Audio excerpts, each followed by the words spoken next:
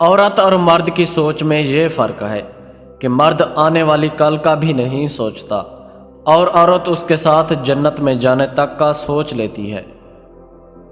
آج کوئی چھاؤں میں اس لیے بیٹھا ہے کیونکہ برسوں پہلے کسی نے وہاں درخت بویا تھا۔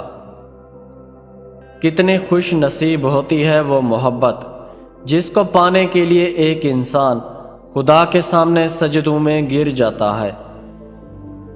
تم سوچو، اگر کوئی واقعی ایسا آدمی ہم سے بچھڑ جائے جس کے ساتھ زندگی گزارنے کو جی چاہتا تھا، تو اس کے فراق کی دیوانگی ہمیں کیا کچھ کرنے پر مجبور نہیں کر سکتی۔ اگر آپ تیزی سے جانا چاہتے ہیں تو تنہا چلیں، اور اگر آپ بہت دور جانا چاہتے ہیں تو کسی عورت کو ساتھ لے کر چلیں۔